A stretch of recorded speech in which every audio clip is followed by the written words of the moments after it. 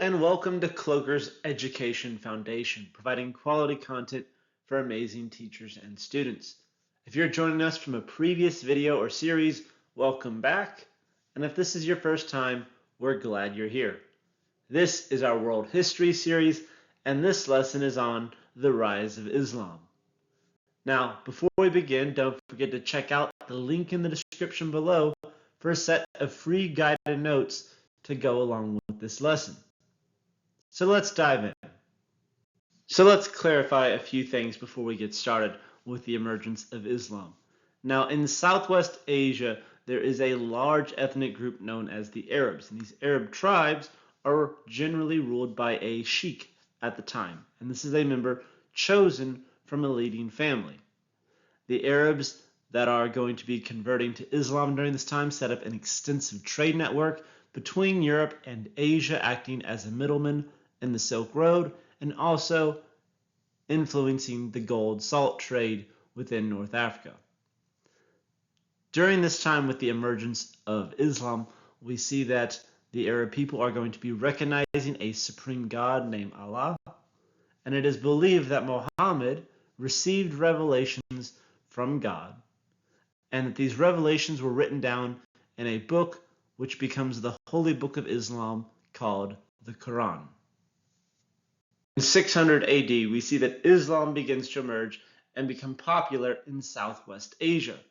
And Islam is emerging from the monotheistic teachings of Judaism and Christianity with the revelations that Muhammad says he has received. And these three religions, Islam, Judaism, and Christianity, are often referred to as the Abrahamic religions, believing that the prophet Abraham was the first to accept that there is only one true God. Muhammad was born in the city of Mecca. Now, his father passed before his birth, and his mother died when he was very young, and so he grew up with his grandfather and with his uncles.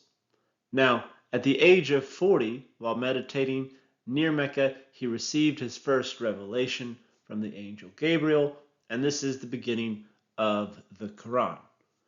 He begins preaching the belief in one God, Allah, calling people away from the idol worship, and this upsets many of the Meccans who, of course, feel challenged with their polytheistic religion. Now, those that are converting to Islam are driven out of Mecca, and so they end up settling in Medina. He becomes a political, religious, and military leader in Medina, and eventually would return to Mecca in 630 AD with the support of the Bedouin people. The city would surrender and convert to Islam, and in 632 we see Islam spreading throughout much of the Arabian Peninsula, but Muhammad will pass away in 632.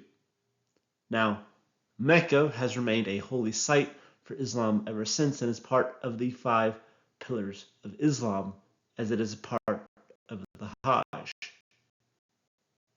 As Islam expands throughout the region, people of the book, which includes Zoroastrians, Jews, and Christians, they were allowed to continue practicing their faiths, provided they obeyed the Muslim governmental authority, because there was no separation between religious and political authority in the first Arab nations.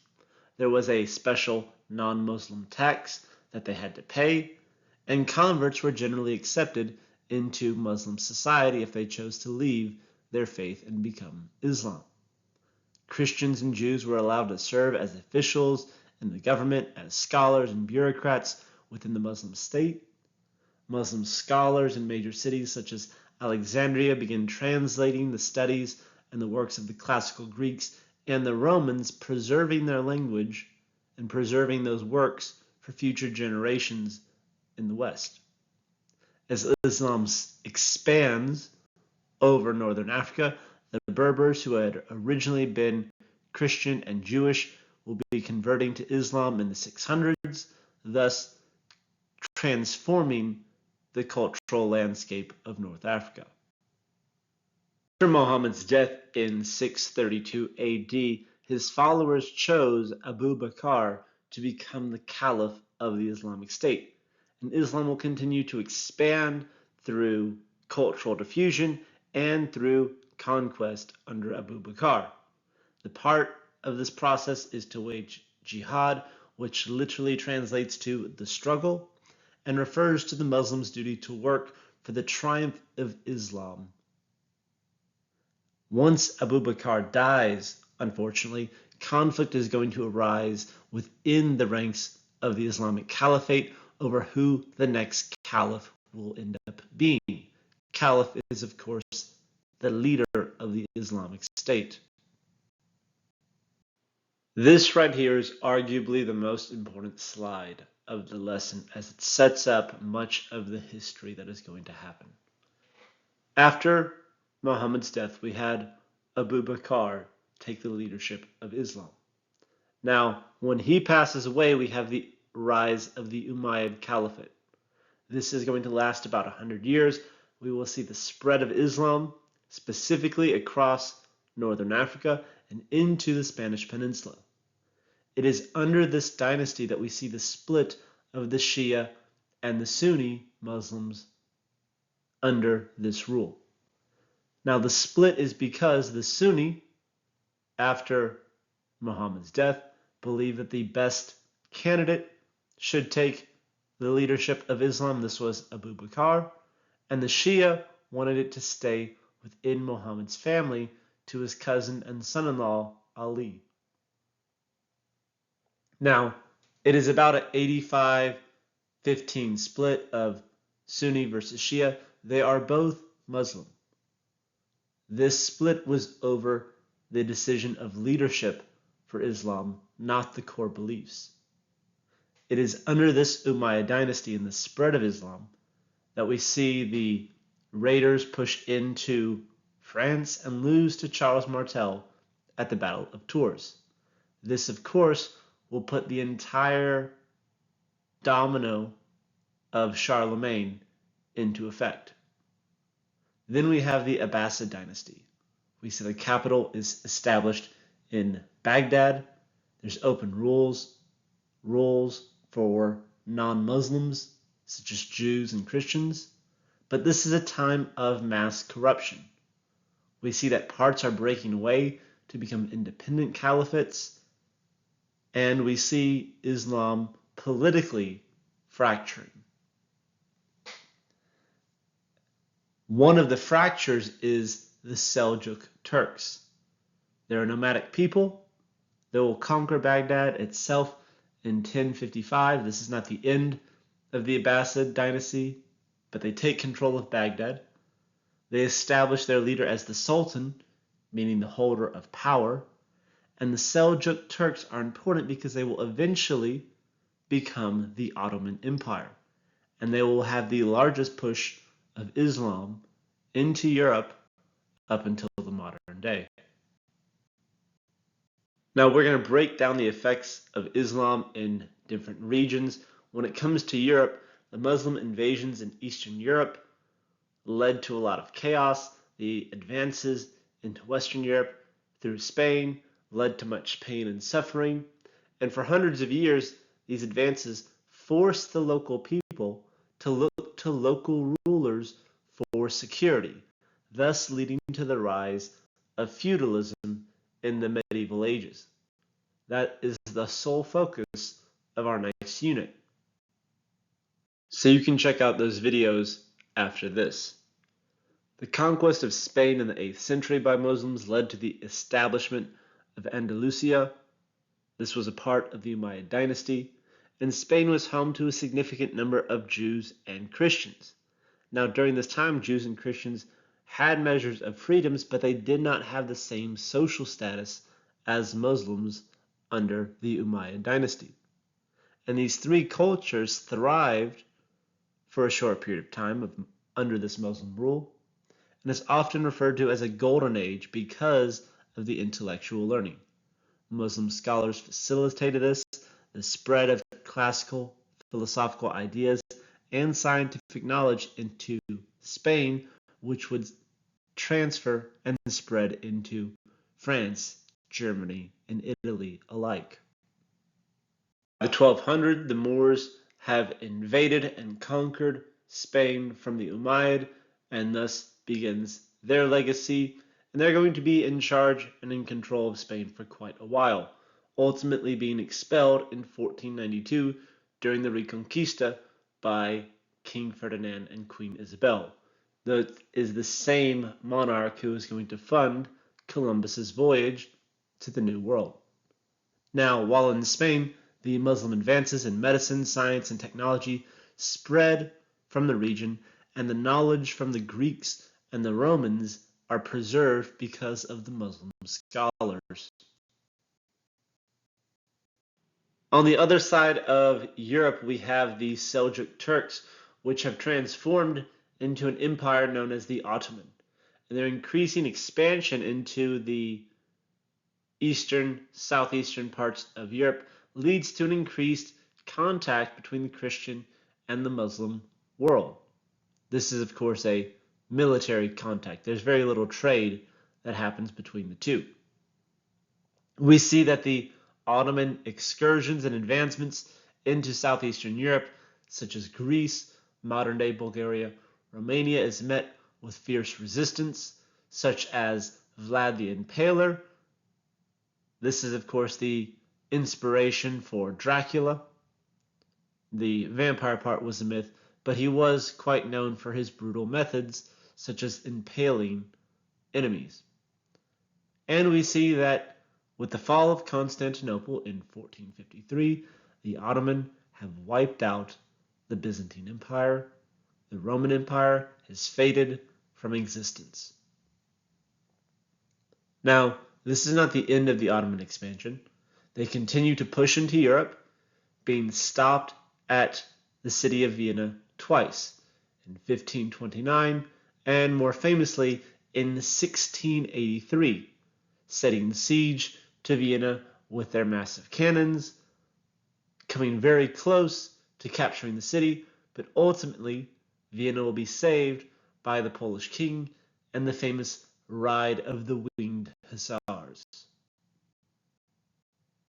Muslim tribes are going to advance out of Southwest Asia into India and Central Asia from there, and by 700 Islam spans from Spain to India. Now this caliphate is going to facilitate the spread of the Arabic languages, and that's going to be the common basis for trade across the caliphates. By 1206, Muslims have captured the city of Delhi in northern India and consolidated most of northern India under their control and established the Delhi Sultanate. Very few Hindus and Buddhists in this area and in India itself will convert to Islam, mostly those of the lower caste. They see it as a chance for upward mobility, especially in the new Sultanate.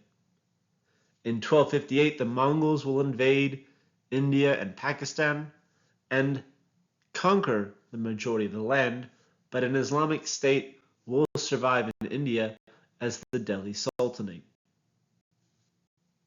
Now, the sultanates in India will become known as the Mughal Empire, not to be confused with the Mongol Empire. And one of the major important rulers of this empire is Akbar. He is going to rush in a golden age in India. There will be religious freedom for Hindus and non-Muslims, such as Buddhists and the Zoroastrians. The taxation on Hindu pilgrims and non-Muslims will be abolished. And we will see the mingling of Arabic, Persian, and Hindu cultures, leading to a new art and new literature, and then the use of the Urdu language, a mixture of Hindi, Sanskrit, Persian, Turkish, and Arabic. It is a language of cultural diffusion. Other and later Shahs will have their own influence on Islam in India, such as Shah Jahan, who will construct the Taj Mahal as a tomb for his wife, Aurangzeb, who is going to expand the Mughal Empire through most of India, especially south. His harsh policies against Hindus include bringing back the taxes on pilgrimages, banning and destruction of Hindu temples, Hindu monuments. He will dismiss Hindus and non-Muslims from government positions and ultimately erase many of the achievements that have been made earlier. With the actions of Aurangzeb being so harsh and divisive, we see there's a small civil war. We see the Sikhs, a minority group, will break away and establish a separate state in Punjab in northern India, as you see on the map. During this time, we have the arrival of the Portuguese, establishing settlements and trading ports within the subcontinent of India, and we later see the arrival of the English, ultimately leading to the British conquest of India in the 1600s. This being one unifying factor when it became a conflict between the British and the Muslim and Hindu rulers of India. Islam will also have its impact on Africa as well. It spread across North Africa in the 7th century, as we've previously mentioned. We see that Islam spreads across the Sahara Desert via the trade routes in the gold salt trade and to India via the sea. And these trade routes, the trade routes across Sahara were mainly focused on gold and salt, while the trade routes coming from the east coast of Africa centered on the trade of enslaved people. In sub-Saharan Africa, by the 1300s, converts to Islam were nomadic Berbers.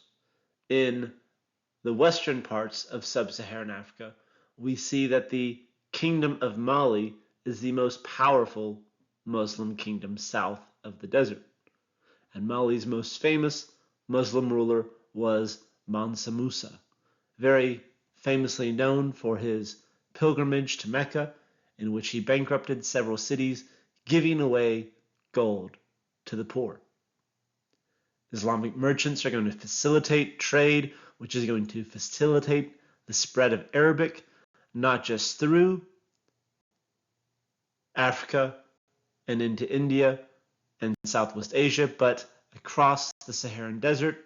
And we see that African Arabic mixes with Bantu to create the language of Swahili.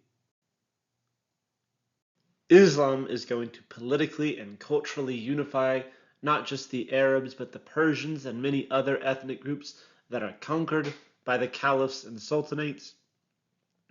This is a unifying factor very similar to what we see of the Catholic Church in Western Europe with the different tribes, the Franks and the Germans, etc. We see that trade is promoted as merchants in Muslim culture were given higher social status, and converting to Islam meant you learned Arabic, which meant you could communicate better, and also meant that you did not have to pay the non-Muslim tax. We see that these trade kingdoms with Islamic leaders are established not just in Southwest Asia, but throughout the coast of Africa and in sub-Saharan Africa. And we saw the Golden Age in Spain. We've previously spoken, Arab traders are going to spread Islam from Southwest Asia into India, across Northern Africa, to sub-Saharan Africa, and East Africa. And the major effect of after Muhammad's death, the split between the Shia and the Sunni on who the next leader should be, with no clear successor. The political struggles will develop, with the Umayyad being the first of the major caliphates to emerge, along with the Abbasid and the Seljuks later. That wraps up our lesson. Ladies and gentlemen, thank you so much for watching. As always, don't forget to like and subscribe, especially if you found this helpful. It helps us expand our reach and educate more. Check us out on Teachers Pay Teachers, YouTube, Rumble, and the Cloaker Education Foundation website for more resources. To see what's new and what's next in the series, click here, as we have other videos on the belief system of Islam and Islamic empires, as well as the Ottoman. Click down below for something you might like. And to subscribe to our channel, click here. All of this and more is just a click away. I'll see you there. Thanks for watching.